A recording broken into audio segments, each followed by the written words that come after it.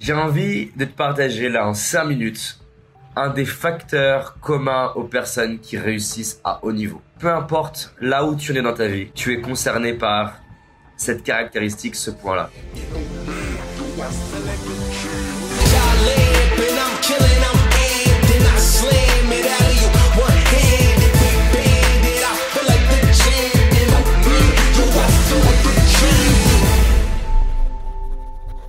Alors salut à toi, j'espère que tu vas bien, que tu es en pleine forme et que tu es prêt à te créer une vie extraordinaire. On va voir ensemble le facteur qui est certainement le plus important pour réussir à haut niveau.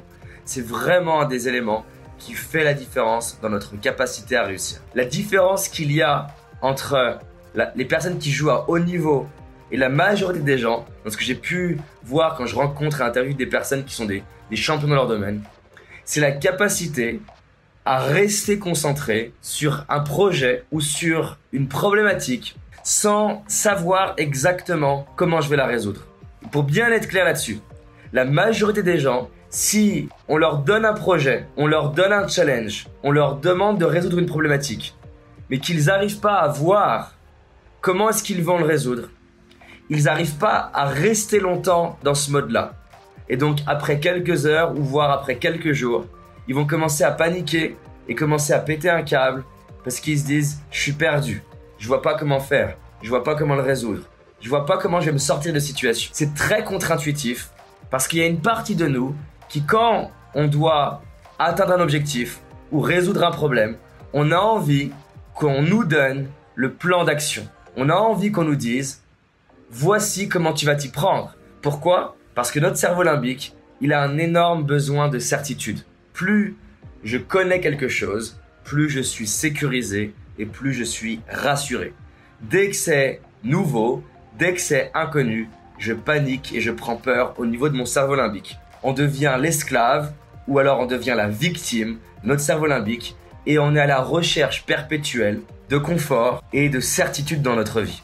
Or, le problème, c'est que pour réussir à plus haut niveau, c'est-à-dire si tu as envie d'avoir des responsabilités au niveau professionnel ou si tu as envie d'avoir de l'influence sur plus de monde via une chaîne YouTube ou via n'importe quoi, ou un rôle de manager, si tu as envie d'avoir un rôle politique, tu as envie d'avoir plus d'impact dans le monde, ça peut être via une fondation, une association à but non lucratif, tu vas devoir faire face à l'incertitude.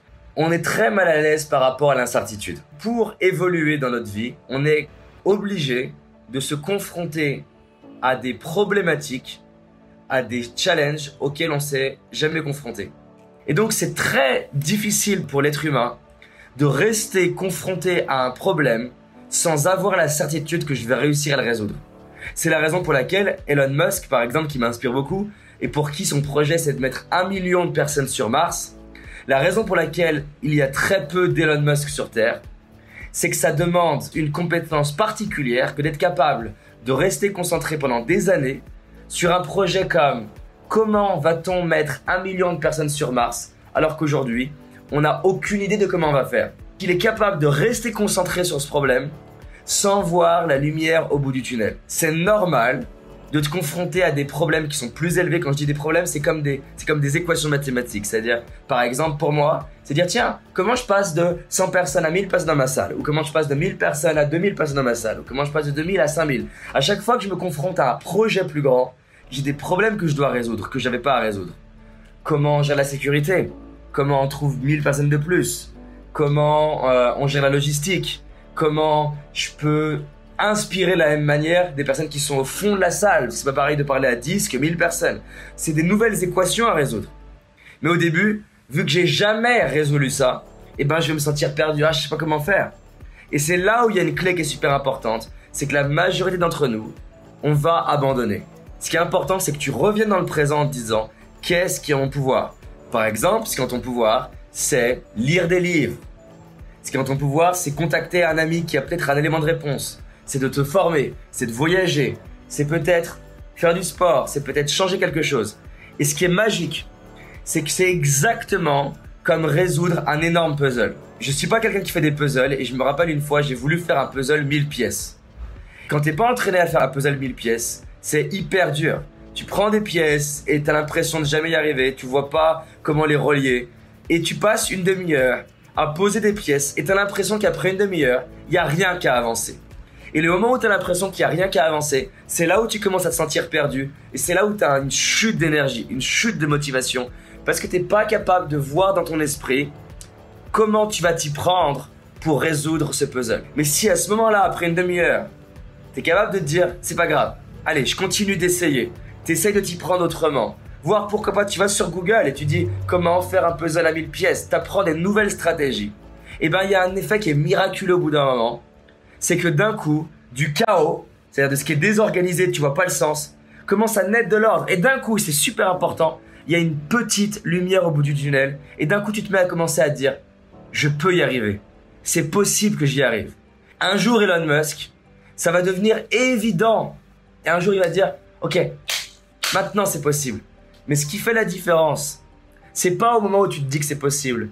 Là où ça fait la différence, et c'est super important de le comprendre, c'est dans le moment où c'est flou dans ton esprit et tu te dis ah j'aimerais faire ce tour du monde, ou j'aimerais me mettre en couple, ou j'aimerais développer mon entreprise. Dans mon cas par exemple, ah j'aimerais toucher des gens dans tous les pays du monde. Si je suis capable de rester concentré sur un problème dont j'ai aucune idée de comment je vais le résoudre, ça pendant plusieurs jours, voire années, en continuant de faire des choses, et ben c'est comme rassembler les pièces du puzzle, apprendre de nouvelles stratégies. Au bout d'un moment, tu touches le moment où tu te dis je sais que je peux le faire. Et tous les grands leaders y passent. Mais la différence qu'il y a entre les grands leaders et la majorité d'entre nous, c'est que les grands leaders, quand ils se sentent perdus, ils se disent 1.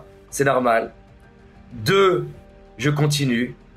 3. Qu'est-ce qui est mon pouvoir? 4. J'agis maintenant par rapport à ce qui est mon pouvoir.